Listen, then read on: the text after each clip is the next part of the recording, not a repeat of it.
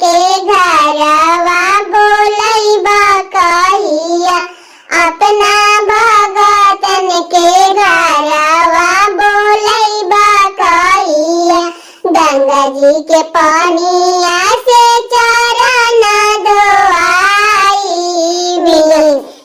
गंगा जी के पानिया से चरण धोआई। मिर्गा के छलावा से आसनी लगाई, शिव जी पिए खातिर देबो हम पीसी भंगिया, शिव जी पिए खातिर देबो हम पीसी भंगिया। अपना भगतन के घरवा बोलैबा कहिया, अपना भगतन के घरवा बोलैबा कहिया। शिव जी साँझिया सबेरा राउर देखी रहिया, शिव जी साँझिया सबेरा राउर देखी रहिया।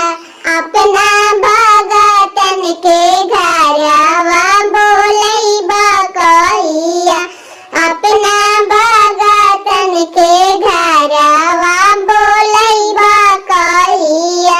बसहा सवारी करी अइया मोरे आंगनवा, पार्वती मैया के ले अइहा संगवा।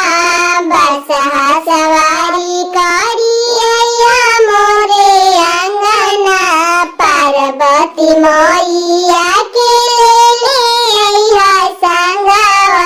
शिव जी फेरी ना नजरिया हमरे बेरिया, शिव जी फेरी ना नजरिया हम पे एक बेरिया।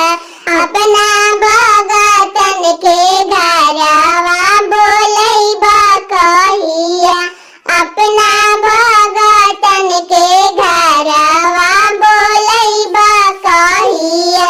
शिव जी साँझिया सबेरा राउर देखी रहिया, शिव जी साँझिया सबेरा राउर देखी रहिया। अपना भगतन के घरवा बोलैबा कहिया, अपना भगतन के घरवा बोलैबा कहिया। हमरा के देबा शिव जी सोला हो सिंगारवा, चमकत रहे हरदम